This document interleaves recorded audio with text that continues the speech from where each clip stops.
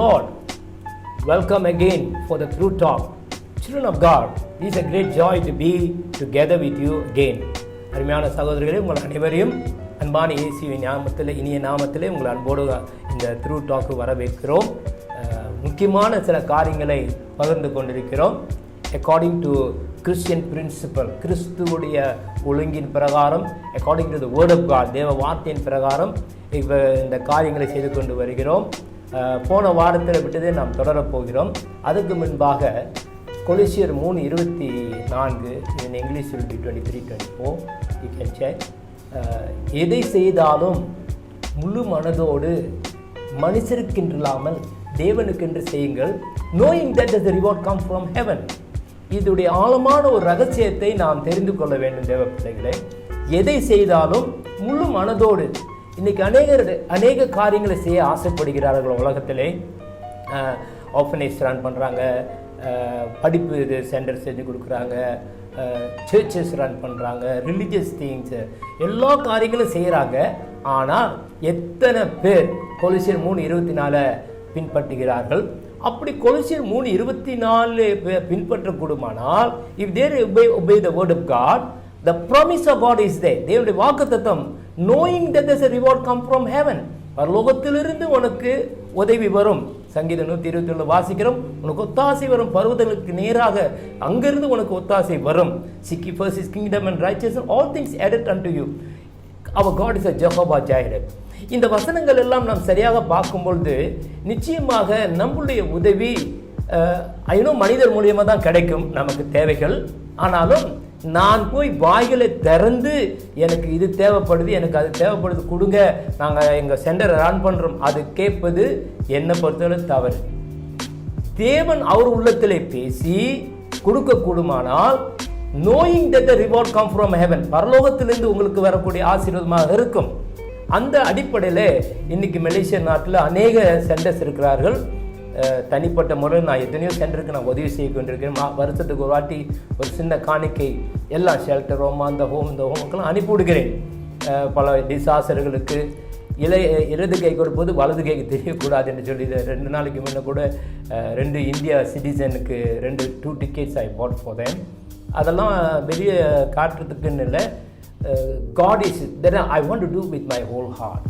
அப்படி முழு மனதோடு செய்து தேவனுடைய ஆசீர்வாதத்தால் இன்றைக்கு ஒரு வெற்றி நடை போட்டுக்கொண்டிருக்கும் ஒரு ஊழியக்காரை தான் உங்கள் மகத்திலே போன வாரம் அறிய கொடுத்தேன். அவர் வேறு யாரும் இல்லை, ரெவரண்ட் ஹென்றி சந்தானம்.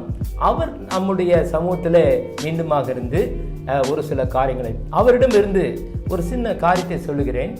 சமீபத்தில் அவருக்கு 450 மீன் என்று சொன்னால் ஒரு மீனோட விலையை 300-400 வெள்ளி இருக்கும்.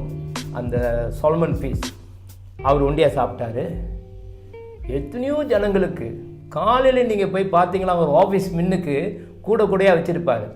அந்த கிராமத்தில் இருக்கக்கூடிய அந்த சிலையாங்க வட்டாரத்தில் இருக்கக்கூடிய எல்லா ஏழைகளுக்கு வெஜிடேபிள் சப்ளை, எல்லாருக்கும் மரக்கறிகள் விற்கிறது கூட இல்லை. நான் கூட யோசித்தேன், ஒரு சின்ன காணிக்கை பாக்ஸ் வச்சு வரவங்க கொஞ்சம் காணிக்கை போட்டு கீரை எடுத்துகிட்டு போகலாமே, மார்க்கெட்டில் வாங்காமல், ஏன்னா மனசு வராது. But he never ask. ஆனால் ஒன்று தெரிகிறது, knowing that the reward come from heaven, பரலோகத்திலிருந்து உனக்கு ஆசீர்வாதம்னா அந்த ஆசீர்வாதத்தில் வாழக்கூடிய நம்முடைய ரெவரண்ட் ஹென்றி சந்தானம் மத்தியில் இருப்பது மீண்டும் சொந்தம். வணக்கம் பாஸ்டர் ஹென்றி சந்தானம் அவர்களே, மீண்டும் உங்களை முகமுகமாக சந்திப்பதிலே மிக சந்தோஷம். இன்றைக்கு பல சென்டர்ஸ் எல்லாம் உருவாக்கி இருக்கிறார்கள். நீங்கள் உங்களுக்கு இதில் கொஞ்சம் ஆழமாக போயிட்டு, நான் ஏன் மேன் ஆஃப் சக்ஸஸ்ன்னு சொல்லுவாங்க, ஒரு சக்ஸஸ் இல்லாதவங்களை கூப்பிட்டு பேச எனக்கு இஷ்டம் இல்லை. ஒரு காரியத்தை செய்து அதில் சக்ஸஸாக ஒன்றும் ஓடிக்கிட்டு இருக்கிறீங்க, this still have to your destination shall not end. ஆனால் ஒரு பியூட்டிஃபுல் என்னன்னா, ஒரு 3 பேரை ட்ரெயின் பண்ணி வச்சுருக்கீங்க உங்கள் சென்டருக்குன்னு. அது ஒரு அது உங்கள் பிள்ளை, நீங்கள் கல்யாணம் இல்லை இருந்தாலும் மற்றவங்க அந்த அந்த பேட்டர்ன் எடுத்துகிட்டு ஓடணும். ஒரு தரிசனம் அது பின்னால் வரும், அதை எப்படி செய்கிறீங்கன்னு சொல்லி இன்றைக்கு இந்த இரவு வேளையில் கூட இந்த த்ரூ டாக்கில் நீங்கள் சொல்ல வேண்டிய சில காரியங்கள் உங்கள் மத்தியில் நாங்கள் தெரிந்து கொள்ள ஆசைப்படுகிறோம். நீங்கள் ஒரு சென்டர் ரன் பண்ணுறீங்க, எனக்கு 2 காரியமே வேணும். பொதுவாகவும் ஒரு சென்டர் ரன் பண்ணுறதுக்கு என்னென்ன அடிப்படை தேவைகள், நீங்கள் எப்படி ரன் பண்ணுறீங்க? முதலாவது ஒரு சென்டருக்குடைய அடிப்படை லீகல் ரெஜிஸ்ட்ரேஷன், ஃபைனான்ஸ் ஏரியா, இதெல்லாம் எப்படி செக்ரட்டரி, அதெல்லாம் இதை கொஞ்சம் ஆழமாக சொன்னீங்களா இவங்களுக்கும் கொஞ்சம் புரியும். எந்த பகுதியில் அவர்களை கான்ட்ரிபியூட் பண்ணிக்கலாம். ஓகே, மேன்ஸ் ரிசார்ட் உங்களுக்கு, ஸோ அவர்கள் செய்யலாம். அதை குறித்து நீங்கள் முதல்ல சொல்லுங்கள். எப்படி ஜெனரலாக மலேசியாவில் இருக்கக்கூடிய சென்டர்ஸ்னால் அவங்க என்னென்ன செய்யணும், ஒரு கிறிஸ்துவ சென்டர்னால் என்னென்ன காரியங்கள் செய்யணும், அது முதல்ல சொல்லுங்கள். கிறிஸ்துவின் அன்பார்ந்த ரசிகர்களே, உங்கள் யாவருக்கும் இயேசு கிறிஸ்துவின் நாமத்திலே வாழ்த்துக்கள். இந்த சென்டர்ஸ்ங்களுக்கு சமுதாய சேவை, அதாவது என்ஜிஓ என்று சொல்வார்கள். ஜபத்தான் பெண்டாஃப்டாரான் பெர்துபோஹான் அப்படின்னு மலேசியாவில் ஒரு டிபார்ட்மெண்ட் இருக்குது. அந்த டிபார்ட்மெண்ட்டில் ஃபர்ஸ்ட் ஆஃப் ஆல் நீங்கள் அது ரெஜிஸ்டர் பண்ணப்படணும். குறைஞ்சது ஒரு 7 கமிட்டி மெம்பர்ஸ் போட்டு அது ரெஜிஸ்டர் பண்ணணும். அது இப்போது எல்லாம் ஆன்லைனில் தான். ஆன்லைன்லேயே நீங்கள் இந்த 7 பேரை ரெஜிஸ்டர் பண்ணோம். நீங்கள் ரெஜிஸ்டர் பண்ணும்போது அந்த ஏரியா, எந்த ஏரியா, அதாவது டிஸ்ட்ரிக்ட் லெவலில் செய்ய போகிறீங்களா அல்லது சும்மா ஒரு இடத்துல செய்ய போகிறீங்களா, அந்த பேர், இப்போ சிராஸ்னா வெறும் சிராஸ் மட்டும் போடணும். அதாவது த ஹோல் டிஸ்ட்ரிக்ட்னா அந்த டிஸ்ட்ரிக்ட் மட்டும் போடணும். அல்லது ஸ்டேட்னாக்க அந்த ஸ்டேட் மட்டும் போடணும். அல்லது நேச்சுரல்னா மலேசியான்ற வார்த்தை போடணும். ஸோ என்ன செய்ய போகிறோம், அதுக்கு அப்ஜெக்டிவ் இருக்குது. நோக்கம் என்ன நோக்கம், அந்த கான்ஸ்டிடியூஷனில் செட் பண்ணி நீங்கள் கொடுக்கும்போது அதில் அப்ஜெக்டிவ் கேட்டிருப்பாங்க. அந்த அப்ஜெக்டிவில் போட்டிருக்கிறது மட்டும்தான் நீங்கள் செயல்பட முடியும். அந்த அப்ஜெக்டிவை தவிர்த்து இருக்கிற காரியங்களை செயல்பட முடியும். ROSல ரெஜிஸ்டர் பண்ணுறது தான் ஒரு என்ஜிஓக்கு ரெஜிஸ்ட்ரேஷனுக்கு ஒரு முக்கியமான ஒரு பகுதி. இந்த ரெஜிஸ்டர் பண்ணுறதுக்கு சில பேருடைய அறிமுகங்கள், அதாவது பெரியவர்கள் டாக்டர் அறிமுகம் தேவையா, அல்லது ஒரு தனிப்பட்ட சிட்டிசன் என்ற முறையில் நீங்கள் தனிப்பட்ட முறையில் அதை செய்யலாமா? தனிப்பட்ட சிட்டிசன்ற முறையில் செய்யலாம். யாரும் என்னமும் ஆர்கனைசேஷன் செய்யலாம். எந்த ஒரு பெருசாத்துவான்னு, இப்போ பஸ் ஓட்டுற பெருசாத்துவான்னு, இந்த மாதிரி பல காரியங்கள் தேவை. ஆனால் எந்த ஒரு மக்களுடைய அறிமுகம் தேவையில்லை. நீங்கள் 7 பேர் சேர்ந்து நீங்கள் இப்படி ஒரு செய்யணும்னு சொன்னாக்கா நீங்கள் ரெஜிஸ்டர் பண்ணி அந்த ரெஜிஸ்ட்ரேஷனில் நீங்கள் கமிட்டி மெம்பராக இருக்கிறது பேங்க்ராப்சியாக இருக்கக்கூடாது. நீங்கள் பேங்க்கில் லோன் கட்டாமல் பேங்க்ராப்சியாக இருந்தீங்கன்னாக்கா நீங்கள் ROSல ரெஜிஸ்டர் பண்ண முடியாது. அடுத்தது உங்கள் பேரில் ஜனாயா கேஸ் இருக்கக்கூடாது. அதாவது போலீஸில் பிடிப்பட்டு நீங்கள் உள்ளுக்கு இருந்து அந்த மாதிரி ஜனாயா கேஸ் இருக்கக்கூடாது. அப்படி அந்த மாதிரி கேஸ் க்ளீனான ரெக்கார்ட் உள்ளவங்க தான் அந்த மாதிரி ரெஜிஸ்ட்ரேஷன் பண்ணணும். இப்போ முக்கியமான குவாலிஃபிகேஷன், அருமையான தேவ பிள்ளைகளை, அவங்களுடைய டெஸ்டிமனி, அவருடைய வாழ்க்கை உடைய பேக்ரவுண்ட் ரொம்ப முக்கியமாக வேணும். அவர் சொன்ன காரியத்தில் பேங்க்ராப்சியாக இருக்கக்கூடாது. கடனாளிகளாக, கடன் வாங்கினதில்லை, பேங்க் லோன் இல்லை, லோனை வாங்கிட்டு கட்டாமல் ஓடி ஒளிஞ்சிடுறது, அவங்கெல்லாம் பேங்க்ராப்சி, பிளாக் லிஸ்ட்னு சொல்லுவாங்க. அப்படியாப்பட்டவர்கள் இந்த ரெஜிஸ்ட்ரேஷனில் நீங்கள் கலந்துக்க வாய்ப்பு இல்லை. அப்படி என்றால் ஐயா சொல்கிற பிரகாரம் 7 பேரை நீங்கள் தான் தேர்ந்தெடுக்கணும். 7 பேர் கூடி செய்யலாம், தேர்ந்தெடுக்கிறதுல 7 பேர் ஒரு முடிவு எடுத்திருக்காங்க. ஏன் நம்ம சமுதாயத்துக்கு இப்படி செய்யக்கூடாது, 7 பேர் கூடி அவங்க செஞ்சு அது 7 பேருக்குள்ள ஒரு ப்ரோடைம் கமிட்டி ஆரம்பிக்கிறதுக்காக ஒரு சின்ன கமிட்டி, அதுக்கப்புறம் ப்ரூஃப் ஆன பிறகு ஒரு ஏஜிஎம் மாதிரி வச்சு யார் தலைவர் யார் துணைத் தலைவர்னு அவங்க தேர்ந்தெடுக்கணும். இப்போ நீங்கள் ஆரம்பிக்க போகிறீங்க, நீங்களும் ஒரு வேலை சோஷியல் ஒர்க்கில் இன்வால்வ் பண்ணலான்னு இருப்பீங்க. ஆரம்பிக்கிறதுக்கு முன்ன நீங்கள் எல்லாம் ரெஜிஸ்டர் பண்ணிட்ட பிறகு தான், இப்போ உதாரணத்துக்கு ஒரு அனாதை இல்லம் ஓகே, இப்போ 7 பேர் நம்மளாம் சேர்ந்து ஆரம்பிச்சிட்ட பிறகு தான் அனாதை பிள்ளைங்களை எடுக்கிறதா, இல்லை அனாதை பிள்ளைகளை நிறையா வந்துடுச்சே, தேவையானவங்க வந்துட்டாங்களா, இதனால நான் ரெஜிஸ்டர் பண்ணுவேன், which is important, registration first or bring the group first? Malaysia சட்டத்தின் பிரகாரம் இப்போ வெல்ஃபேர் டிபார்ட்மெண்ட் தான் அந்த ஹோமெல்லாம் பார்க்குறது. முந்தி அப்படி தான் செஞ்சாங்க, எல்லாம் தோங்கின பிறகு அப்புறம் ரெஜிஸ்டர் பண்ணுறாங்க. ஆனால் இப்போ உள்ள சட்டத்தில் நீங்கள் ஒரு வீட்டில் ஒரு 6 பிள்ளைங்களுக்கு மேலே வச்சு அந்த பிள்ளைங்களுக்கு என்னாச்சும் ஒன்று நடந்தால் அந்த நடத்தினவங்கள விலங்கு போட்டு கொண்டு போவாங்க. சட்டம் அதை அனுமதிக்கலை. பிள்ளைங்களை 6 பிள்ளைங்களுக்கு 5 பிள்ளைங்க 6 பிள்ளைங்களுக்கு மேலே இருந்துச்சுனாக்க கட்டாயம் அரசாங்கத்தில் ரெஜிஸ்டர் பண்ணணும். அது ஹோம் மட்டும் இல்லை. இப்போ ஒரு சில நேரத்தில் ஒரு வயசானவங்க என்ன செய்கிறாங்க, அம்மா நீ வேலைக்கு போமா, உன் பிள்ளைய நான் பார்த்துக்கிறேன்னு சொல்லி பிள்ளையை பார்க்குறது சொல்லுவாங்க, பேபி சீட் சொல்லுவாங்க. அப்போ பேபி சீட்டில் கூட அது கூட சட்டம். ஒரு சும்மா ஒரு வீட்டில் ஒரு அம்மாமார் பக்கத்து வீட்டுக்காரங்க 3வது வீட்டுக்காரவங்க பிள்ளைங்களை பார்த்துக்கிறாங்கன்னு சொல்லும் போது ஒரு எண்ணிக்கையான பிள்ளைங்க மட்டும்தான் பார்த்துக்க முடியும், ஒரு 5 or 6 பிள்ளைங்க மட்டும்தான். அதுக்கு மேலே தாண்டினாக்க அது அரசாங்கத்தில் ரெஜிஸ்டர் பண்ணி ஆகணும். பிள்ளைங்க இண்டிவிஜுவல் வீட்டில் இருந்தால் கூட அதை செஞ்சு ஆகணும் மலேசியா சட்டத்துக்கு. ஸோ இப்போ சட்டம் என்ன சொல்லுதுன்னு கேட்டாக்கா, முந்தி அந்த மாதிரி தொடங்கி அதுக்கப்புறம் தான் அப்ளை பண்ணுவாங்க. இப்போ வந்து ROSல ரெஜிஸ்டர் பண்ணும் போதே நீங்கள் வந்து இந்த மாதிரி ஹோம் தூங்க போகிறேன்னு சொன்னால் அவங்க என்ன செய்கிறாங்கன்னு கேட்டாங்க, முதல் வெல்ஃபேரில் போய் ஒரு சூறா எடுத்துருவான்றாங்க. அப்போ நீங்கள் வெல்ஃபேர் டிபார்ட்மெண்ட்டில் போய் நான் இந்த மாதிரி ஹோம் தூங்க போகிறேன்னு சொல்லணும். அவங்க வந்து எந்த இடம் அந்த மற்ற காரியங்களை பார்த்த பிறகு அவங்க சூறா கொடுத்த பிறகு தான் இப்போ ROSல ரெஜிஸ்டர் பண்ணுற அளவுக்கு சட்டங்களை வந்து ரொம்ப ஸ்ட்ரிக்டாக்கணும். ஏன்னா இன்றைக்கி வந்து ஹோம்ன்ற பேரில் சொல்லானா பாவங்கள் சொல்லானா அட்டுழியங்கள் நடக்குது. அதனால தான் அரசு வந்து இதுக்கு வந்து ஒரு முற்றுக்கட்டையாக இந்த மாதிரி ஒரு ஸ்ட்ரிக் பண்ணி வச்சுருக்கிறாங்க. இப்போ ஆரம்ப காலகட்டங்களில் எனக்கு தெரிந்து சபை மூலியமாக பிள்ளைகளை வச்சு சபையின் registration under the church registration centre run பண்ணுறாங்க. அது எப்படி முடியுமா? ஃபர்ஸ்ட் ஆஃப் ஆல் சபைக்கே அவங்களுக்கு வந்து ஒரு உருப்படியான ரெஜிஸ்ட்ரேஷன் இருக்காது. அவங்க வந்து ஒன்று சில பெரிய அமைப்புகளை வந்து கவரிங் வாங்கியிருப்பாங்க. அந்த பெரிய அமைப்பு வந்து அதுக்கு வந்து அங்கீகாரம் கொடுக்கணும். அதாவது இந்த கவரிங் வந்து கொடுக்கறதுக்கு ஃபர்ஸ்ட் ஆஃப் ஆல் அங்கீகாரம் கொடுக்கணும். அதுக்கப்புறம் தான் ரெண்டாவது, நம்ம நாட்டில் நீங்கள் பார்த்தீங்கன்னாக்க இப்போ எப்படின்னு கேட்டாக்க, ஒரு இது ஒரு பேக்கேஜ் ஆச்சு. எப்படி 2 கண் இருக்குதோ, ஒரு 2 கண் இருக்குதோ, அதே போல் ஒருத்தவங்க சபைக்கு வச்சா ஒரு ஹோம் வச்சுக்கணும். இப்போதான் உங்களுக்கு. ஆனால் வேதாகமத்துடைய போதனையின் பிரகாரம் அழைப்பு என்பது ஒன்று தான். அழைப்புன்றது ஒன்று தான். நீங்கள் சபை அழைப்புக்கு வந்தீங்கன்னாக்கா சபை அழைப்பில் நிலைச்சு நிற்கிறோம். அல்லது ஹோம் நடத்துறது இந்த மாதிரி மினிஸ்ட்ரி சொல்லும் போது அந்த மாதிரி மினிஸ்ட்ரியில் நிலைச்சு நிற்கிறோம். ரெண்டையும் போட்டு உழப்பிட்டு இருக்கிறது பல இடத்துல பல பிரச்சனையாக இருக்குது. ஆனால் ஒரு சில இடத்துல நடத்தலாம். மேபி சபை பாஸ்டர் வந்து அவர் சபையை பார்த்துக்குவார், விசுவாசி கமிட்டியில் உள்ளவங்க வந்து ஹோமை பார்த்துக்குவாங்க. ஓகே, அது ஒரு பொறுப்பாக இருந்தால் ரொம்ப நல்லது. ஆனால் எல்லாமே வந்து முறையாக இருக்கணும். ரெஜிஸ்ட்ரேஷன் பண்ணி கணக்கு வழக்கு சபையோடைய பணமும் இந்த பணமும் கலந்துரு. இப்போதான் உங்களுக்கு ஆங்கிலத்தில் சொல்லுவாங்க ரோலிங் பண்ணுறதுன்னு. அந்த காசை எடுத்து இங்கே ரோல் பண்ணி, இந்த காசை எடுத்து அங்கே ரோல் பண்ணி, கடைசியாக கடவுள் நம்மளை ரோல் பண்ணிடுவார், அரசாங்கம் நம்ம ரோல் பண்ணிடுவாங்க. நீங்கள் கரெக்டாக சொன்னீங்க.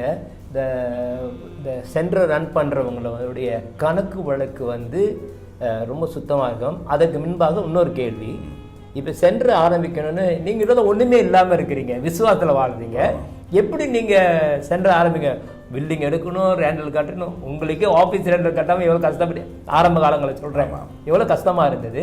அப்படி போது எந்த கிரவுண்டில் வச்சு நீங்கள் செய்யணும்? ஆனால் சபை மூலியமாக வச்சு செய்யறதுக்கு காரணம் என்னவென்றால் தே காட் சம் ஃபவுண்டேஷன், அதை வச்சு அவங்க செஞ்சு தென் இங்கேருந்து எடுக்கிற மாதிரி செய்கிறாங்க.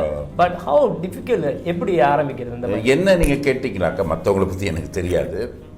என்ன கேட்டிங்கன்னா கூட, இப்போ நான் ஆஃபீஸ்லேருந்து வரப்போது இன்றைக்கி காலையில் என் இடத்துக்கு ஆஃபீஸுக்கு வேலைக்கு ஒருத்தவங்க வந்திருந்தாங்க.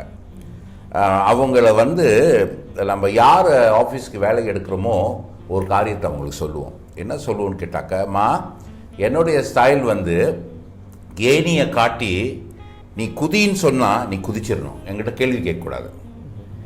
ஏன் கேள்வி கேட்கக்கூடாதுன்னா, குதிக்க சொன்ன என்ன, எதுக்காக குதிக்க சொன்னேன், ரெண்டாவது எப்படி ஒன்று தூக்குறதுன்னு எனக்கு தெரியும் அப்படின்னு ஒரு சாதாரண உங்களுக்கு வேலைக்கு எடுக்கிறவங்களுக்கு நான் அவங்களுக்கு இந்த கதையை சொல்லுவேன். ஏன் கேட்டாக்க, அதாவது ஒரு அத்தாரிட்டியில் இருக்கிறவங்க வந்து எதுக்காக அந்த காரியங்களை சொல்கிறாங்கன்னு அவங்களுக்கு தெரியணும். கர்த்தர் நம்மளை அழைத்தாருன்னு சொல்லும் போது அந்த தளத்தில் நம்ம குதிச்சிடணும். ஐயோ இது எப்படி கட்டுவேன், அதை எப்படி கட்டுவேன்னு சொன்னாக்க இன்ன வரைக்கும் யோசிக்கிறவங்க யோசிச்சுட்டு தான் இருப்பாங்க. இப்போ ஆரம்ப காலகட்டத்தில் நான் குதிச்சிட்டேன். அந்த காரியங்களை கர்த்தருடைய அழைப்பு அதில் சரியாக இருக்குன்னு தெரிஞ்சுக்கிட குதிச்சிட்டேன். குதிச்சு நீங்கள் சத்தமெல்லாம் சொன்ன மாதிரி ரொம்ப ஸ்ட்ரகிள் பண்ணி ரொம்ப கஷ்டப்படுறது, எந்த ஒரு காரியமும் கஷ்டம் இல்லாமல் கிடைக்காது. சுலபமாக இருந்தால் அது உருப்படாமல் இருக்கும். கஷ்டம். ஒரு பிள்ளையை இன்னைக்கு பார்க்குறோம், ஐயோ எவ்வளோ அழகாக இருக்குது, பிள்ளை எப்படி நடக்குது, சந்தோஷமாக இருக்குது. ஆனால் அந்த பிள்ளையை பெற்று எடுக்கிறதுக்கு கர்ப்ப வேதனைப்பட்டிருக்காங்க ஒரு தாய். இப்போதான் உங்களுக்கு. ஸோ அதே மாதிரி இன்றைக்கி நம்ம சென்டர்லாம் பெருசாகி இவ்வளோ தூரத்துக்கு பெருசாகி காரணம் என்னன்னு கேட்டாக்க, நான் கர்ப்ப வேதனை பட்டதுனால தான் ஆண்டவருடைய ஆசீர்வாதம் இன்னைக்கு இருக்குது. ஸோ அதனால் அழைத்தவர் உண்மை உள்ளவர், வாக்கு மாறாதவர். இப்போதான் உங்களுக்கு. அது ஒரு பக்கம் இருக்க, அது வசனம்.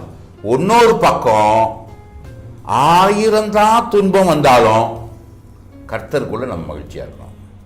சாப்பாடுக்கே வழி இல்லாட்டி கூட அழைச்ச அழைப்புக்கு நம்ம என்னவா இருக்கணும், உண்மையாக இருக்கணும். ஆண்டவர் கொடுக்குற ஒரு சோதனை, அதெல்லாம் ஆண்டவர் சோதிக்க மாட்டார். இருந்தாலும் அது வந்து டெஸ்ட் கிரவுண்ட். நமக்கு நம்ம அழைச்ச அழைப்பு என்னடா, நம்ம நம்பி வந்துட்டோமே, சாப்பாடுக்கே வழி இல்லாமல் இருக்குது, நமக்கே சாப்பாடுக்கு வழி இல்லாமல் இருக்குது, மற்றவங்களை எப்படியா சாப்பாடு கொடுக்க போகிறோன்னு சொல்லி நம்ம நினச்சோம், முடிச்சோம். ஆனால் ஆண்டவர் ஒரு உதாரணம், பிலிப் ஜெயபாலனோடால நான் நேற்று போன வாரம் சொன்ன மாதிரி வந்து ஷெல்டர் தட்டு வர திறந்தோன்னு பாஸ்டர் பிலிப் ஜெயபாலன், யாராவது ஒரு மனுஷனை, தேவ மனுஷனை ஆண்டவர் அனுப்பிட்டு தான் இருப்பார். எப்படி காகத்தை வச்சு போசிச்ச தேவன், அவருக்கு தெரியும் யாரை வச்சு பேசணும். ஏன்னா நம்ம அழைத்தவர் உண்மை உள்ளவர். கேணியை எப்படி நான் வேலைக்காரங்கள்ட்ட சொன்னேன், நான் கேணியை கட்டுறேன், நீ குதினா குதிச்சு ஆகணும்னு. ஐயோ சத்துருவேன்னு சொல்லி நம்ம பகத்தம் பண்ணோம்னாக்கா அந்த இடத்துல முடிஞ்சிருச்சு. ஆனால் குதிக்க சொன்னவர் பரலோக தேவன் நமக்கு தெரியும், அதனால தான் குதிச்சிட்டோம், அவர் காப்பாற்றுவார். அவர் குதிக்கணும் உண்மையான கேணி இல்லை, ஏன்னா மலேசியால கேணி இல்லை, பட் அந்த பொறுப்பில் இறங்குறது.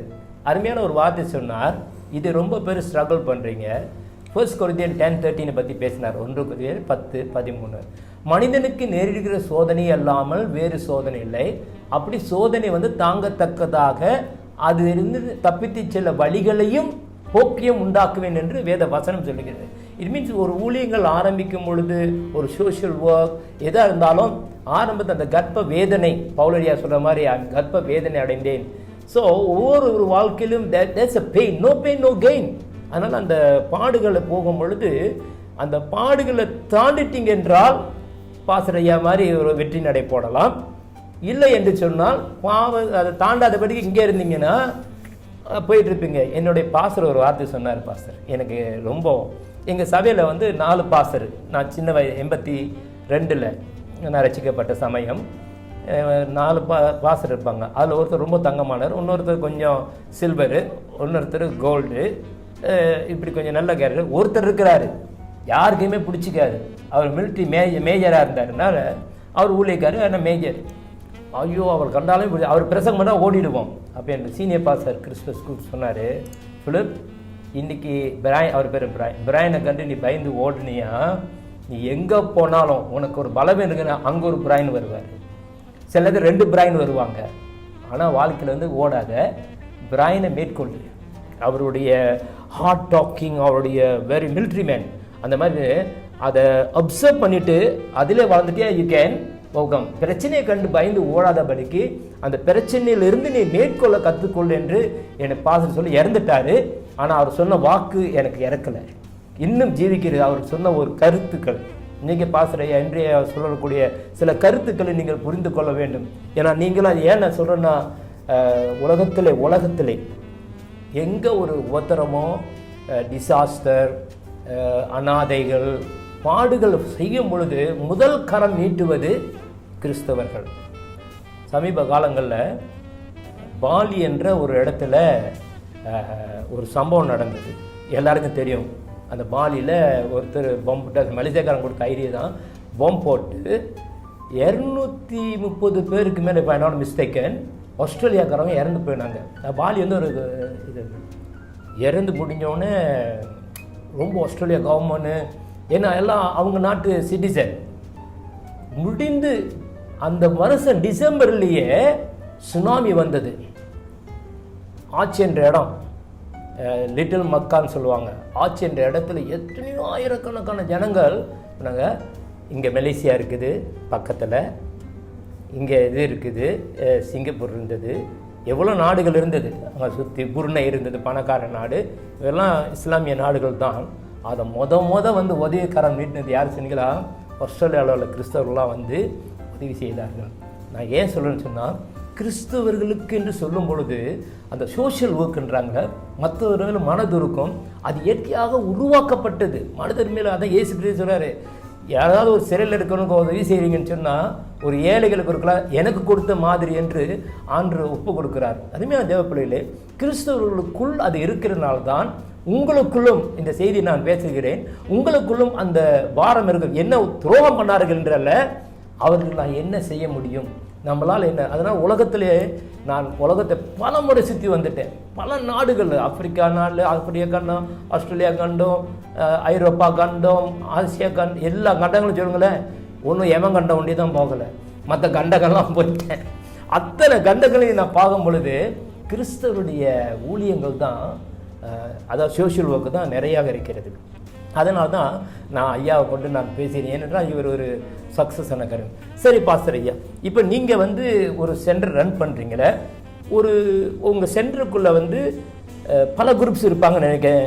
வயதானவங்க இருக்காங்க, பெண்கள், மென்ஸ் இல்லை, வயதான தாய்மார்கள், சில்ட்ரன்.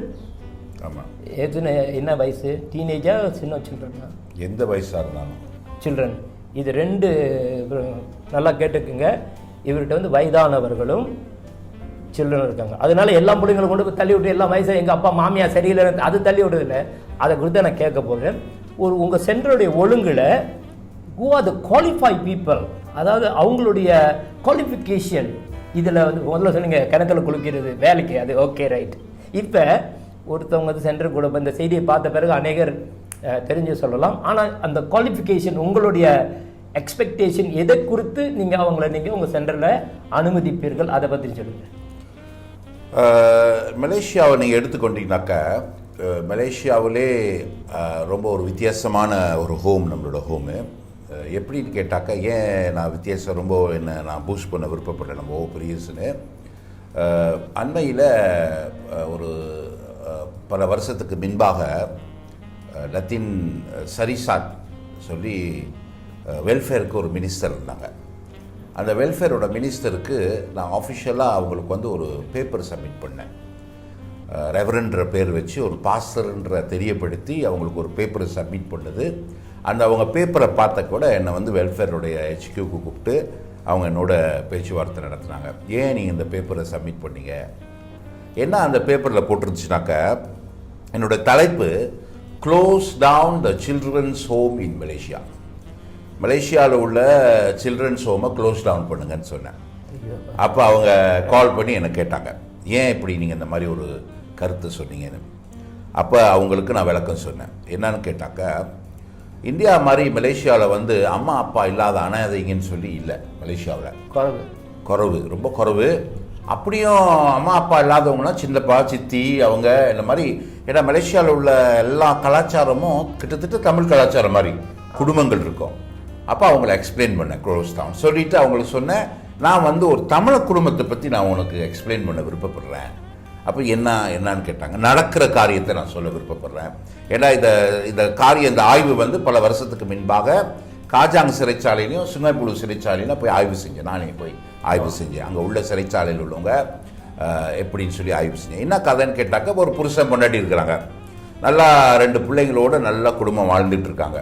திடீர்னு பார்த்தா புருஷன் வந்து மாரடைப்பில் செத்துருவார். ஏன்னா அவர் குடித்த தண்ணி எல்லாம் போய் எல்லாம் மாட்டிக்கிட்டு மாரடைப்பில் செத்துருவாங்க. கூடுதலாக இந்திய சமுதாயத்தை நீங்கள் பார்த்தீங்கன்னாக்கா ரொம்ப பேர் ஹார்ட் அட்டாக்ல செத்து போகிறாங்க. ஆட்டரிச்சியும் நல்லா வச்சு வெளுப்புவாங்க. ஸோ செத்து போயிடுறாங்க. அப்புறம் செத்து போன பிறகு இந்திய கலாச்சார பிரகாரம் கணவருடைய படத்தை வச்சுக்கிட்டு கணவரை பார்த்து அழுதுட்டு இருப்பாங்க. எவ்வளோ நாள், ஒரு வாரம் வரைக்கும் அழுவாங்க. இந்த 30, அதாவது இப்போ 30 சுருக்கிட்டு 7 செய்கிறாங்க. 30 செய்ய மாட்டாங்க, இப்போ 7 செய்கிறாங்க.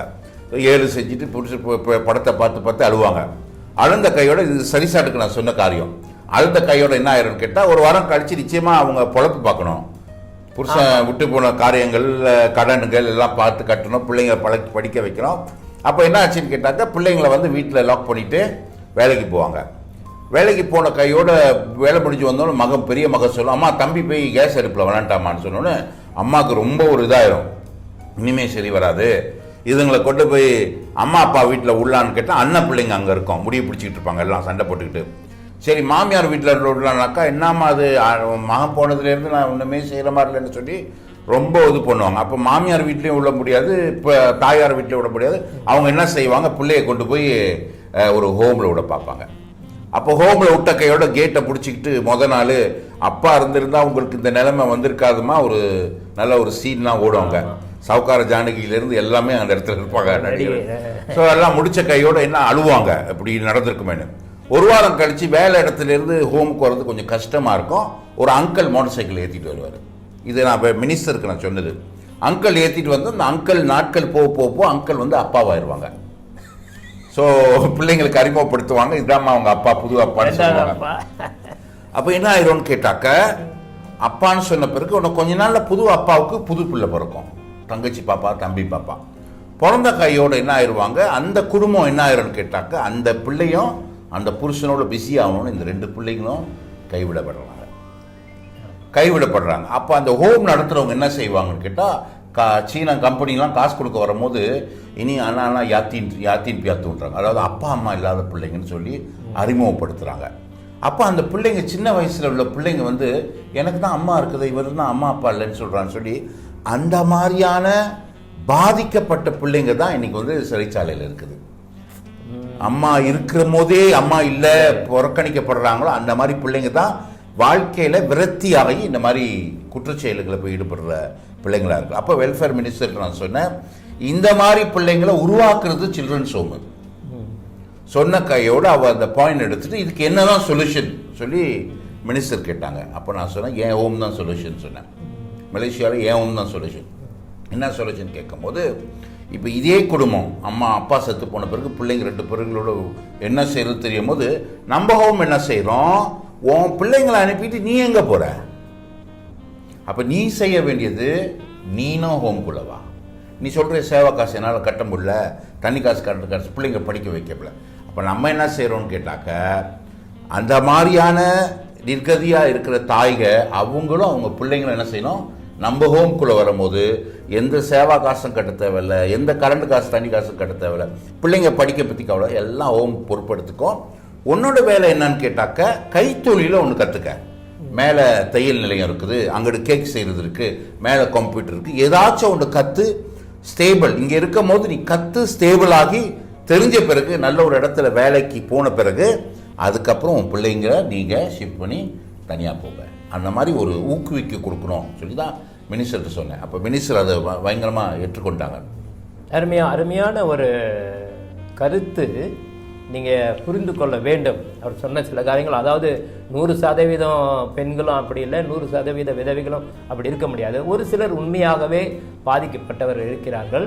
ஐயாவுடைய கருத்து நீங்கள் பார்த்தீங்கன்னா நீங்கள் நன்றாக புரிந்து கொள்ள வேண்டும். ஒரு குடும்பத்தை தன் கையில் தன் சுய பலத்தில் நிற்கிறதுக்கு ஒரு கற்றுக்க. மலேசியா வந்து அவர் சொன்ன மாதிரி நம்ம நாட்டில் வந்து எல்லாம் இருக்குது. அதாவது இன்றைக்கு நாட்டில் பார்த்தீங்கன்னு சொன்னால் மலேசியர்களை காட்டிலும் வெளியூரில் வந்த அகதிகளாக வந்த பங்களாதேஷ் மியான்மார்காரவர்கள் இவர்கள் சம்பாதிக்கிற சம்பாரத்தில் நம்மகிட்ட இல்லை. எத்தனை பங்களாதேஷ் கடை திறந்துருக்கிறாங்க, ஏன் மலேசியாவில் தமிழர்கள் திறக்க முடியாதா? அப்போ அதுக்கு பல காரணங்கள் சொல்கிறாங்க. நான் என்ன சொல்கிறேன்னா, ஐயாவுடைய கருத்து பிரகாரம் கைத்தொழில் ஒன்றை கற்றுக்கொள், லேர்ன் சம்திங். உன்னுடைய இது அந்த இதுதான் இவருடைய சென்டருடைய ஓகே. அப்படி உங்கள் மத்தியிலே இந்த செய்தியை கேட்டுக்கொண்டிருக்கிறவர்கள் உங்கள் குடும்பத்தில் இப்படி ஒரு நிலைமை ஆயிடுச்சு, அதாவது கணவனை இழந்தோ பிள்ளைகள் இப்படி அனாதை நிற்கதியாக இருக்கக்கூடிய ஒரு சூழ்நிலை வரும்பொழுது கூட்டங்கள் முடிந்த பிறகு நான் அவருடைய தொலைபேசி எண்ணை நான் அதில் கொடுப்பேன். நீங்கள் நேராக தொடர்பு கொள்ளலாம். இல்லை உங்களுக்கு தெரிஞ்சவங்க யாராவது உண்மையான பாதிக்கப்பட்டவர்களாக இருந்தால். இப்போ சிறைச்சாலை கைதிகள் நான் தான் தூக்கு கைதிகள்லாம் நிறைய ஞானசானம் கொடுக்குறேன். காஜாங் சிறையிலெல்லாம் நிறைய கொடுத்துருக்குறேன் சிறைச்சாலை ஊழியத்தில். ஐயா சொன்ன பிரகாரம் அவருடைய மென்டாலிட்டி, அவருடைய சிறு வயதிலே பாதிக்கப்பட்ட ஒரு பிள்ளைகள் நிறையா இருக்கிறார்கள். அதனால் சில்ட்ரன் ஹோம் வச்சுருக்கிறவங்கள வந்து கருத்தை நீங்கள் புரிந்து கொள்ளுங்க. இவர் போய் தான் எல்லாத்தையும் க்ளோஸ் பண்ணார்ல. இன்னைக்கு கவர்மெண்ட் வந்து அநேக சென்டரை க்ளோஸ் பண்ணது எனக்கு தெரியும். என்னுடைய நண்பர்கள் நிறைய பேர் சிரமானில் பிள்ளையை அடிச்சிட்டாங்க, சித்திரவதை பண்ணுறாங்க, மதம் மாற்றுறாங்க என்று சொல்லி பலவிதமான கம்ப்ளைண்ட்ஸ் பண்ணி சென்டரை க்ளோஸ் பண்ணது உண்டு. அது பொறாமையிலே செய்கிறது. ஆனால் அதே நேரத்தில் நல்ல சில சென்டர் ஃபெய்த் ஹோம்னு ஒன்று இருக்கிறது. காஜாங்கில் ஒரு ஃபெய்த் ஹோம் இருக்குது, டேரன் செய்தது. அது அருமையாக அதில் படித்த பிள்ளைகள் இன்றைக்கி டாக்டர் வரைக்கும் படிச்சிருக்கிற பிள்ளைகளும் எனக்கு தெரியும். அவர் ஒரு 30 வருஷத்துக்கு மேலே செய்கிறார். ஷெல்டர் ஹோம்னு ஒன்று இருக்கிறது. அதெல்லாம் சட்டப்பூர்வமாக நடைபெறக்கூடிய பிள்ளைகள். அதே போல் பிள்ளைகளை படிக்க தாய் தகப்பன் இருக்கிறீங்க, பிள்ளைகளை கஷ்டமாக இருக்குது, படிக்க வைக்க முடியல, தங்க வைக்க கஷ்டமாக இருக்குது இப்படி சொன்னால் கூட அடுத்த வாரத்தில் இன்னொருத்தர் வருகிறார். அவர் வந்து இந்த மாதிரி பிள்ளைகளுக்கு தனியாக ஒரு எடுகேஷன் இருக்குன்னு பேச போகிறேன். இன்றைக்கு வந்து இவருடைய சென்ட்ரலில் இருக்கக்கூடிய காரியங்களை குறித்து தான். உங்களுக்கு குவாலிஃபிகேஷனை சொல்லுங்களேன். அவங்க வர்றவங்க எப்படியாப்பட்ட குவாலிஃபிகேஷன் போல சொன்னீங்க, பேசிக்கு எல்லாத்தையும் எக்ஸப்ட் பண்ணிக்கணும். அப்போ அவங்களுக்கு தங்குறதுக்கு வசதி, சாப்பாடு இதெல்லாம் எப்படி, எத்தனை நாளைக்கு டியூரேஷன்? ஓகே, அதுக்கு முன்பாக நான் முதல் சொன்ன ஸ்டேட்மெண்ட்டுக்கு ஒன்று நான் ஆட் பண்ண விருப்பப்படுறேன். அதுக்குன்னா எல்லா ஹோமும் க்ளோஸ் டவுன் பண்ணுங்கன்னு சொல்லி நான் மினிஸ்டர்கிட்ட சொல்லலை. அவங்களுக்கு ஒரு உதாரணம் கொடுக்கும். இன்றைக்கி சில்ட்ரன்ஸ் ஹோம் எத்தனையோ காரியங்களை செய்கிறாங்க. நீங்கள் சொல்கிறீங்களா, அந்த ஃபேட் ஹோம் வந்து எத்தனையோ பிள்ளைங்களை நல்ல வாழ்க்கை தரத்தில் படிக்க வச்சுருக்குறாங்க. அதை நம்ம ஒருபோதும் புறக்கணிக்கக்கூடாது. சில்ட்ரன்ஸ் ஹோமும் இருக்கணும். ஆனால் இன்னைக்கு மிதமிஞ்சி போச்சு. இன்னைக்கு சின்ன ஒரு பிரச்சனைனா உன் புருஷனை விட்டுட்டு வா, நான் ஹோம் நடத்துகிறேன், எனக்கு வந்துட்டு சொல்கிறதுக்கு அந்த மாதிரி காரியங்கள் தான் சொல்கிறோம் இல்லையா. ஆனால் உண்மையாக சிங்கிள் மாதர்ஸ்க்கு என்ன செய்கிறாங்கன்னு கேட்டாக்க, அந்த பிள்ளைங்களை அவங்க நல்ல நிலைமைக்கு வரணும்னு சொல்லி சில்ட்ரன்ஸ் ஹோமில் விடுறாங்க. அந்த ஒரு கேட்டகரியை வந்து நம்ம அங்கீகரிக்கணும். அதே நேரத்தில் சில்ட்ரன்ஸ் ஹோமில் விட்டா கூட அவங்க வந்து கல்யாணம் பண்ணாமல் அந்த பிள்ளைங்களுக்காக உழைச்சி அந்த ஹோமுக்கும் காசு கொடுத்து பிள்ளைங்களுக்கும் அந்த மாதிரி இன்னும் இருக்கிறாங்க. அது தப்பு இல்லை, எல்லாம் இருக்கிறாங்க. அடுத்தது நான் மினிஸ்டர்கிட்ட சொல்கிறது வந்து போய் அவங்களுக்கு வந்து சொல்லி எல்லாத்தையும் சாத்து, நான் சொன்னதுனால சாத்த போகிறதில்ல, அவங்களுக்கு ஒரு உதாரணம் கொடுத்தேன், எக்ஸாம்பிள். ஆமாம். ஏன்னா இப்போ close down the children's home in Malaysia போட்டோம்னா அது வந்து ஒரு மலேசியான்ற ஒரு பெரிய கொஞ்சம் என்ன இப்படி போட்டிருக்காங்க, அதனால தான் கூப்பிட்டு பேச வைக்கலாம். இப்போ நம்ம என்ன சொன்னோன்னு கேட்டால், இந்த மாதிரி கேட்டகரி ரொம்ப ஆயிடுச்சு, ஹோம் இருக்கிறது நல்லது, பட் இந்த மாதிரி கேட்டகரிங்கெலாம் க்ளோஸ் டவுன் பண்ணுங்க, மிரட்டி ஆளுங்களை ஏமாற்றி இந்த மாதிரி பண்ணுறது சரி. சுய லாபத்துக்காக பிள்ளைங்களை கொண்டாந்து சரி, அதே எனக்கு தெரியும். அண்மையில் சலாயான் பகுதியில் தான் ஒரு பெரிய சம்பவம் நடந்து வெல்ஃபேர் டிபார்ட்மெண்ட்லேருந்து போலீஸ் வரைக்கும் போய் பெரிய நியூஸ்லலாம் ஸ்ப்ரெட் ஆயிடுச்சு. ரொம்ப பேர் நினச்சிட்டாங்க சலாயாங்கன்னா என்னோட ஹோம் நினச்சிக்கிட்டாங்க. அதை என்ன செஞ்சுருக்காங்க, இந்த எஸ்டேட்டில் போய் பிள்ளைங்கள்லாம் கூட்டிகிட்டு வந்து அந்த ஹோமில் வச்சு அந்த நெருப்படி கொச்சி பேக்கிங்கு, அப்புறம் அந்த அம்பாவோ பேப்பர் பேக்கிங் போடுறதுக்கு அந்த பிள்ளைங்களை வந்து கொடுமைப்படுத்தினதாகவும் அந்த ஒரு நியூஸ் வந்து பெரிய லெவலில் ஸ்ப்ரெட் ஆகி அந்த பிள்ளைங்க, அப்போ அந்த பிள்ளைங்களோட அப்பா அம்மா அப்படிலாம் ஒன்றும் நடக்கேன்னு சொல்ல அவங்க என்ன செய்கிறாங்க, அந்த காசு வந்து குறிப்பிட்ட மாதம் அந்த பிள்ளைங்க அப்பா அம்மா அக்கௌண்ட்டில் பேங்கின் பண்ணிடுறாங்க. ஸோ இந்த மாதிரி பெரிய திருவிளையாடலாம் நடக்கும் அங்கே. இதுதான் உங்களுக்கு அந்த மாதிரிலாம் இருக்குது. சரி, நீங்கள் கேட்ட கேள்விக்கு எப்படி என்ன கேட்டகரி உள்ளுக்கு வருதுன்னு சொன்னாக்க, பார்த்துக்கிட்டு இருக்கிற நீங்கள் இன்னும் கொஞ்ச நாளில் ஒரு பெரிய ஒரு வீடியோ ஒன்று வெளியாக்க போகிறோம். அது மலேசியாவில் உள்ள தமிழ் சேனல்ஸில், அதே நேரத்தில் ஆன்லைன் நியூஸில் போட போகிறோம். என்னன்னு கேட்டாக்க, மேபி உங்கள் ஏரியாவில் வந்து புருஷன் செத்து போய் பிள்ளைங்களோட மாமியாரோட கொடுமை, மலேசியாலையும் ரொம்ப இருக்குது மாமியார் கொடுமை, இருக்கு மாமியாருங்களோட கொடுமை, அவதிப்படுற மாமியாரோட பிள்ளைங்களை வச்சுக்கிட்டு, மாமியார் வந்து மகளோட பிள்ளைய வச்சுக்கிட்டு மருமக பிள்ளைங்களை வந்து ரொம்ப நிந்திக்கிறது. ஒரு சில மாதங்களுக்கு வழி இல்லை, எங்கே போகிறது தெரில, என்னன்னு தெரில. இந்த மாதிரி இருக்கிறவங்க யாராவது உங்கள் ஏரியாவில் இருந்தாக்க அவங்கள எங்கள் சென்டருக்கு நீங்கள் அனுப்பலாம். அதாவது நீங்கள் ஒன்றுமே கவலைப்பட தேவையில்லை. இப்போ இந்த எம்சிஓ நடக்கிறதுனால மேபி அவங்க வந்து கிடாவில் இருக்கலாம், அவங்க வந்து பெர்லிஸில் இருக்கா, எந்த ஊரில் இருந்தாலும் எங்களுக்கு ஒரு தொலைபேசியில் கால் பண்ணுங்கள். அந்த ஊர்லேருந்து நம்ம உடனடியாக அரசாங்கத்திலேருந்து ஒரு லெட்டர் எடுத்து நீங்கள் வந்து கிராஸ் பார்டர் பண்ணி எங்கள் ஹோம் வர்றதுக்கு நம்ம ஏற்பாடு பண்ணோம். இப்போ அவங்க இந்த இடத்துக்கு வர்றதுக்கு ஒரு காசும் செலவு பண்ண தேவையில்லை. நான் பெர்லிஸில் இருக்கேன், என்னால் வர முடியல, நான் இந்த மாதிரி ஒரு பிரச்சனையில் மாட்டிகிட்டு இருக்கேன்னு சொன்னால் எங்களுக்கு கால் பண்ணுங்கள். எங்களுக்கு மலேசியா முழுக்க முடுக்கில் எல்லாம் இருக்கிறாங்க, நம்ம பாசஸ்லாம் அங்கங்கே இருக்கிறாங்க. அவங்களுக்கு நம்ம இங்கேருந்து காசு அனுப்பி அவங்கள உடனடியாக அங்கேருந்து டிரான்ஸ்ஃபர் பண்ணி நம்ம ஹோம் கொண்டு வரலாம். தாய் பிள்ளைங்களை வச்சு ரொம்ப கஷ்டப்பட்டு இருக்காங்க, சேவா காசு கூட கட்ட முடியலையும் பிரச்சனை இல்லை, நீங்கள் அவங்ககிட்ட சொல்லி உடனடியாக எங்களை தொடர்பு கொள்ளுங்கள். அவங்கள நம்ம ஹோமுக்கு ஷிஃப்ட் ஆகும். பிள்ளைங்க படிக்கிறது, அதே நேரத்தில் இங்கே இருக்கிறது அவங்க சேவா காசுலாம் கட்ட தேவையில்லை. நம்ம என்ன செய்கிறோம்னு கேட்டாக்கா, அவங்களுக்கு தேவையான காரியங்களை நம்ம என்ன செய்கிறோம், அவங்களுக்கு கொடுக்குறோம், பார்த்துக்கிறோம். ஸோ அதுக்கு வந்து எந்த ஒரு தகுதியும் தேவையில்லை. அந்த தகுதி நிர்கதி போய் நிற்கிறோம், வேறு வழி இல்லை, நிர்கதியாக நிற்கிறோம், பிள்ளைங்களை வச்சுட்டு எங்கே போகணுன்னு தெரில, அடுத்த வேலைக்கு என்ன செய்யணும்னு இருக்கா, உடனடியாக தொடர்பு கொள்ளுங்கள். நம்ம ஹோம் வந்து மலேசியாவிலே நம்ம ஹோம் வந்து ஒரு கப்பல் மாதிரி. ரெண்டு சுத்தத்தில் சிலாங்கூர் மாநிலத்தில் உள்ள புங்காரா வந்து விசிட்டுக்கு வரும்போது அவர் கொடுத்த மார்க் என்னன்னு கேட்டால், one of the cleanest home in Malaysia. ஆமாம், அக்கௌண்ட்லாம் வந்து நம்மளோட ஆடிட், அந்த திருவிளையாடலாம் ஒன்றும் கிடையாது. ஏன்னா நம்ம வந்து டெக்ஸ் எக்ஸாம்டட் ஸ்டேட்டஸ், அது கிடைக்கிறதுக்கு ரொம்ப கஷ்டம். இருந்தாலும் அரசாங்கம் நமக்கு அந்த காலத்திலே டெக்ஸ் எக்ஸாம்ஷன் கொடுத்துட்டாங்க. ஸோ அதனால் one of the clean. So அதனால் எங்கேயாச்சும் நீங்கள் பார்த்தீங்கன்னாக்கா உங்கள் பகுதியில் இருக்கிறவங்க அல்லது உங்கள் குடும்பத்திலே இருக்கிறவங்க இது வந்து ஹோம்னு நம்ம சொல்ல மாட்டோம். எங்களுடைய பேர் கூட வந்து ஹோம்ன்ற வார்த்தை அங்கே வரவே வராது. அது வந்து உமன் டெவலப்மெண்ட் சென்டர். பெண்கள் மேம்பாட்டு மையம். இப்போதான் உங்களுக்கு என்ன ஏன் ஹோமன் போடாம பெண்கள் மேம்பாட்டு மையம்னாக்கா, பெண்கள் ஒண்ணுமே விஷயம் தெரியாம உள்ளுக்கு வராங்க, அவங்களை மேம்படுத்தி அவங்க சொந்த காலில் நிக்க வைக்கிறதுக்காக தான் நம்ம பாடுபடுறோம். பேசிருக்கும் போது உங்க தொலைபேசி என்ன கொஞ்சம் சொல்லுங்களேன். இந்த தொலைபேசி நீங்க உடனடியாக தொடர்பு கொள்றது வந்து 019 24 67 226 019 24 67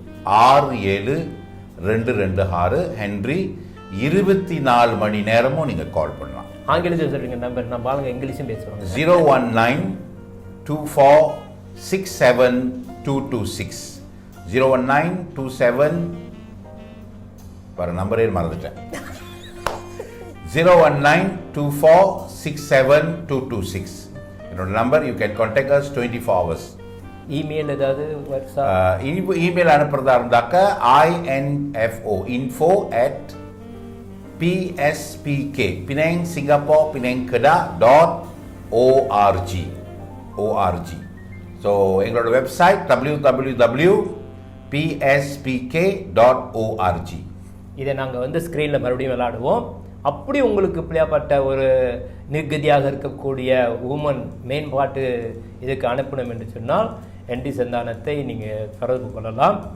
பிள்ளைகளை குறித்து நீங்கள் தொடர்பு கொள்ளலாம். இதுவரை ரொம்ப அருமையாக நமக்கு விளக்கம் கொடுத்த என்று ரொம்ப நன்றி. உங்கள் சென்டருக்கோ இதுவரை நான் யாரையும் அனுப்பலை, இனிமேல் இருந்து அனுப்பி விடுகிறேன். இதே போல் பல சென்டர்ஸுகள் இருக்கிறது. நான் அடுத்த வாரத்தில் வரும்பொழுது 2 முக்கியமான காரியங்கள் குறித்து உங்கள் மத்தியில் பேச போகிறோம். ஒன்று வந்து இந்த ஃபாரின் ஒர்க்கர்ஸ் மாட்டிக்கிட்டவங்க, சிறையிலையோ சம்பளத்தில் ஏமாற்றப்பட்டோ, கமலநாதன் ஒருத்தர் வந்து அதை எடுத்து நானும் அவரும் சேர்ந்து தான் செய்கிறோம். வெளியூர்களுக்கு அவளை அனுப்பிவிடுறதுக்குரிய காரியங்களை, அந்த லீகல் காரியங்களை அதை எப்படி செய்கிறதுன்று இன்னொன்று படிப்புக்குரிய ஒரு சாம்சன் என்று சொல்லி பள்ளிக்கூடத்துக்கு அது அரசாங்கத்து மூலியமாக இன்னும் விஸ்தாரமாக செய்கிறார்கள். மேன் படிப்பு வரைக்கும் அவர்கள் செய்கிறார்கள். அதை குறித்த கருத்துக்களை அவர்கள் பகிர்ந்து கொள்வார்கள். இதுவரையில் நம் மத்தியில் இருந்து அருமையான கருத்துக்களை பகிர்ந்து கொண்டது மாத்திரமல்லாமல், சொல்வது மாத்திரமல்லாமல், அவர் செய்யக்கூடிய be the doer of the word of God. யாக்கோபு 1:22 வசனங்களை கேட்டு don't be deceived by only hearing the word of God, be the doer of the word of God. திருவசனத்தை கேட்டு நீ ஏமாந்திர போயக்கூடாது. you have to do. அதன் பிரகாரம் செய்கிற பிறகு அந்த வார்த்தையின் பிரகாரம் என்று அவர்கள் செய்து கொண்டு வர. இன்றைக்கும் அநேக ஏழைகளுக்கு கிறிஸ்துமஸ் சமயத்தெல்லாம் வரும்பொழுது அநேக ஏழை பிள்ளைகளுக்கு, அநாத பிள்ளைகளுக்கெல்லாம் என்றி வந்து நம்ம மூலியமாக மயிலோ, மாவு, பால், சாப்பாடு இதெல்லாம் நிறையா வந்து நமக்கு உதவி செய்கிறார்.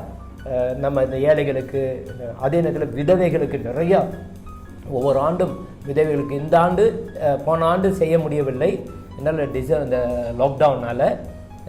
வருகிற ஆண்டில் எப்படி தெரியாது, கிறிஸ்மஸ் இந்த வரக்கூடிய கிறிஸ்மஸுக்கு அநேக விதவைகளை வர வைத்து அவங்களுக்கும் நிறையா பொருட்கள், க்ளோதிங்ஸில் இருந்து பிள்ளைகளுக்கு உடுப்பில் இருந்து நிறைய காரியங்கள் அவர் செய்து கொண்டார். அதனால் என்ன தேவைகள் இருக்கும் நீங்கள் அவரை தொடர்பு கொண்டீர்கள் என்றால் அவருடைய காரியத்தை அவர் நேரடியாக உங்களோடு தொடர்பு கொண்டு பேசுவார். இதுவரை நீங்கள் இந்த திருட்டாக்கில் கலந்து கொண்ட ஒவ்வொருவருக்கும் இயேசு நாமமுடைய வாழ்த்துக்கள். பாஸ்டர் ஐயாவுக்கும் வாழ்த்துக்கள், நன்றி. நாம் எல்லாம் சேர்ந்து ஐயாவுக்கு ஒரு ஜெபம் பண்ணிடுவோம். Father we praise and thank you. நேற்று அவருடைய பிறந்த நாளை கொண்டாடினதுக்காக நன்றி. இவர் பூமியில் பிறந்த நோக்கம் நிறைவேறி கொண்டிருப்பார். He came as a blessing, Lord. The purpose you created him is fulfilled through his life. இந்த பிறந்த நாளில் கூட ஆண்டவரே பரலோக ஆசீர்வாதம், அநேக ஏழைகள், அநேக விதவைகள், அநேக ஊமன்ஸுடைய காரியத்தில் இவரை ஈடுபட்டு அநேகரை பலப்படுத்தி கொண்டிருக்கிறபடினால் இவரை இன்னும் பலப்படுத்தி ஆரோக்கியமாக good health and wealth, Lord. We are the heavenly door open and pour the blessing on him. Bless him, Lord, Jesus name. ஆண்டவர் இந்த செய்தியை பார்த்து கொண்டிருக்க ஒவ்வொருவரும் கருத்தில் ஒப்பு கொடுக்கிறோம்.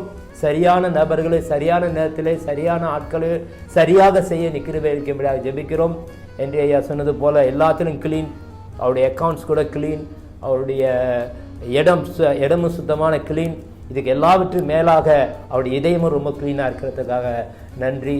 ஆண்டவரை கேட்டுக்கொண்ட ஒவ்வொரு தேவ பிள்ளைகளும் ஆசீர்வதியும் இயேசுவின் நாமத்தில் ஜெபிக்கிறேன். ஆமென்.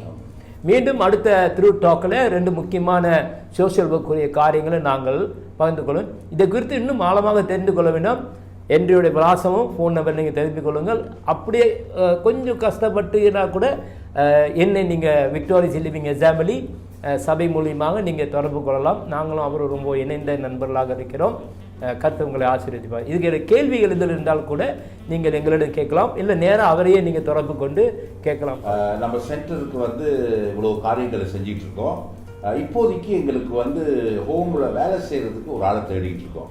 அப்படி யாராவது தாய்மார்க எங்கேயோ போக முடியாமல் வயசானவங்க, அந்த ஹோம் வந்து வேலை வந்து வேறு ஒன்றுமே இல்லை, சமைக்கணும், ஹோமை பார்த்துக்கணும். அதாவது அங்கே வந்து உடம்பு முடியாமல் படுக்கையாக இருக்கிறவங்க அவங்களுக்கு பெம்பர்ஸ் மாற்றி அதெல்லாம் ஒன்றும் கிடையாது. சும்மா சமைச்சிட்டு அந்த ஹோமை க்ளீன் பண்ணிவிட்டு அவங்கள ஒரு வார்டன் மாதிரி ஒரு ஆளை நம்ம எதிர்பார்க்குறோம். சின்ன பிள்ளைங்களோட இருந்தால் கூட அவங்க பிள்ளைங்களோட வந்து அங்கே வந்து சம்பளத்துக்கு தான் வேலை செஞ்சு அவங்க ஹோமில் பார்த்து, அப்படி யாராவது உங்களுக்கு தெரிஞ்சவங்க உங்கள் அக்க பக்கத்தில் இருந்தவங்க இந்த மாதிரி இருந்துச்சுனாக்கா எங்களுக்கு கேட்கலாம். அவர் பிஸியாக இருப்பார் ரொம்ப. ஒரு தடவை 2 தடவை கால் பண்ணுங்கள், இல்லை டெக்ஸ்ட் மெசேஜ் அனுப்பி விட்டுட்டு சொல்லுங்கள் எனக்கு முக்கியமான கேள்வி. அவர் சரியான காரியங்கள் சொன்னால் கர்த்தர் உங்களை ஆசீர்வதிப்பார். God bless you. God bless you.